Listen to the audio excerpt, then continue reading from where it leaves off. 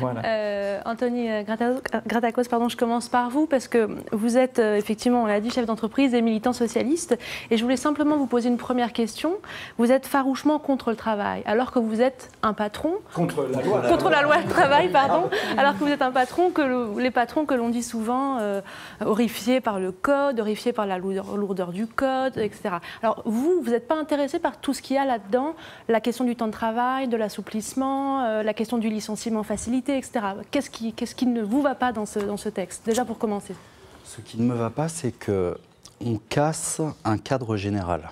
C'est-à-dire que moi, je vois le Code du travail comme une protection pour les salariés, mais aussi comme une protection pour l'entreprise. Parce que le Code du travail est censé s'appliquer à toutes les entreprises. Donc mon voisin, qui a la même activité que moi, joue avec les mêmes règles.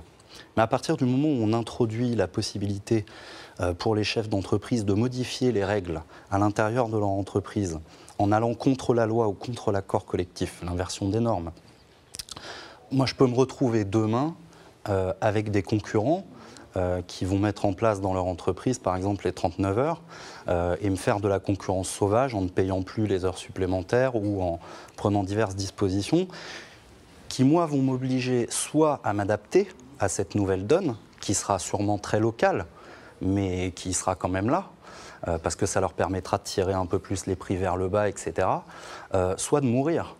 Vous voulez dire que c'est la loi du plus fort qui va l'emporter? Bien sûr. Alors déjà aujourd'hui, on est dans une situation où c'est un peu le Far West, parce que tous les services de contrôle de l'État, que ce soit la DGCCRF, l'inspection du travail, les impôts, ont perdu beaucoup de fonctionnaires depuis la crise de 2008. Il y a eu le premier plan sous Sarkozy d'un fonctionnaire non remplacé sur 2. Maintenant, c'est 1 sur 3 depuis la gauche. En attendant, on n'a plus personne, enfin, on n'a plus grand monde sur le terrain. Bien sûr que des concurrents qui ne payent pas les heures supplémentaires de leurs salariés, ça existe, il y en a beaucoup. On sait, la fraude sociale en France, c'est à peu près 60 milliards d'euros par an. Des chefs d'entreprise qui ne déclarent pas tout leur chiffre d'affaires, donc qui échappent à une partie de la TVA et de l'impôt. Forcément, ça nous fait du tort, à nous qui déclarons l'intégralité. Et d'ailleurs, moi, j'y mets un point d'honneur à tout déclarer. C'est participer au système de solidarité.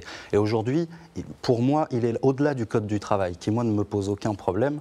Le problème, il est dans le déséquilibre qu'il y a aujourd'hui entre les entreprises elles-mêmes, entre les grands groupes, les PME et les TPE, sur les taux d'imposition qui ne sont pas les mêmes. Les grands groupes payent moins, proportionnellement, évidemment pas en valeur absolue, mais payent moins que les TPE, comme pour les cotisations sociales et comme pour plein d'autres choses. Donc, moi, je pense que si aujourd'hui, on veut s'intéresser au travail, il faut déjà s'intéresser aux entreprises elles-mêmes, à la façon dont elles fonctionnent et aux déséquilibres et aux injustices qui existent dans le système entre elles. Le code du commerce et le code des impôts, ça serait des réformes très intéressantes. Vous êtes dans quel secteur, juste pour qu'on comprenne bien? Moi, je suis dans le transport et le parking privé à côté de l'aéroport de Roissy. Combien de salariés? 21. Donc, si je comprends bien, ce n'est pas le code du travail actuel qui vous pose problème, mais par contre, il y aurait des réformes à faire, notamment, par exemple, une réforme fiscale. Il y a une réforme fiscale extrêmement importante à faire. La progressivité de l'impôt, comme pour le revenu, l'impôt sur les sociétés devrait être progressif pour qu'il soit juste, de la même façon qu'il faudrait moduler les cotisations patronales de façon à ce qu'elles soient plus importantes quand on est des grandes entreprises qui font des gros bénéfices, alors qu'aujourd'hui, je peux comprendre qu'un artisan, qu'un indépendant ou un chef d'entreprise de TPE soit soulagé parce qu'aujourd'hui, on a du mal, moi j'ai du mal à me payer, je ne me paye pas tous les mois, il faut être honnête. Et je me rends compte que ces chefs d'entreprise peuvent se dire, chouette, ne plus payer les heures supplémentaires au prix où je les paye, ça va me faire rentrer un peu plus d'argent. Mais ce n'est pas une solution. Nous, aujourd'hui, ce qu'on a besoin, c'est d'avoir des clients. Moi, je n'ai pas envie de licencier. Moi, j'ai envie de me développer, d'embaucher le plus possible. Le problème, c'est que notre économie, elle est essoufflée parce que les salaires sont trop bas. Et je crois que nos responsables politiques, et M. Gattaz, ne se rendent pas bien compte de ce que c'est que de vivre avec 1 100 € par mois. Moi, je le vis. Je vois mes salariés qui le vivent parce que je suis obligé de les payer comme tout le monde. Je ne peux pas non plus... J'essaye de faire un peu mieux, mais c'est difficile. Mais il faudrait qu'ils essayent de se rendre compte, de voir ce que c'est tous les jours d'aller faire les courses quand on a une famille et qu'on touche 2 SMIC. Et peut-être qu'ils se rendraient compte que le vrai problème, c'est que les salaires sont trop bas. Et aujourd'hui, je pense que la vraie mesure que devrait prendre ce gouvernement, que devrait prendre n'importe quel gouvernement, c'est l'augmentation générale des salaires pour relancer l'économie. Ce n'est pas un problème structurel, c'est un problème économique, pour moi.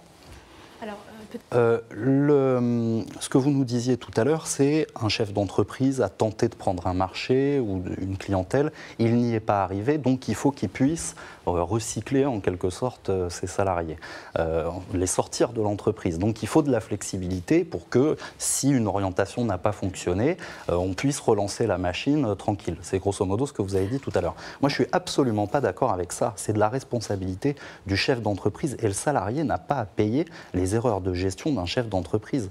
Moi, si je prends une décision dans mon entreprise, si je prends une orientation, que je tente d'accéder à un marché et que je me trompe, je ne vais pas licencier les 2 ou 3 salariés que j'ai mis sur cette activité. Je vais les recycler à l'intérieur de l'entreprise et c'est moi que je ne vais pas payer pendant 6 mois. C'est une sorte de punition, mais ce n'est pas aux salariés de payer les risques que nous prenons. Moi, je suis propriétaire de l'entreprise. Chaque mois qui passe, je capitalise sur la valeur de l'entreprise. Mais les salariés, eux, ils n'ont que leur emploi. Ils n'ont que leur salaire. Et aujourd'hui, dans une économie qui est extrêmement tendue, licencier un salarié, ça a des conséquences terribles. Il faut voir les licenciements chez Goodyear, c'est plusieurs dizaines de suicides et de divorces. Ça a des conséquences sociales, économiques terrifiantes. Donc, je comprends ce que vous voulez dire dans la flexibilité qu'on doit essayer de trouver. Mais je pense que cette flexibilité, elle doit se faire en interne des entreprises. Et on ne doit pas demander à l'État de l'assurer pour nous. Parce que peut-être former les chômeurs, etc. Exactement. Anthony Gratakos, pour terminer. Alors, ce que vous avez dit soulève pour moi 2 questions. La première, c'est la représentativité des TPE et des PME. Comme vous l'avez dit, moi, quand j'entends parler Pierre Gattaz, je ne me sens pas du tout représenté dans les problèmes que je rencontre au quotidien. Je crois qu'il est nécessaire que les chefs d'entreprise, dans les PME, aujourd'hui, travaillent ensemble à la construction d'une organisation qui va dans ce sens-là. C'est ce que j'ai commencé à faire depuis la tribune que j'ai publiée dans Le Monde pour faire entendre une autre voix. Le problème, c'est que souvent, on est débordé, on manque de tout, et de temps surtout, mais je vais me lancer là-dedans.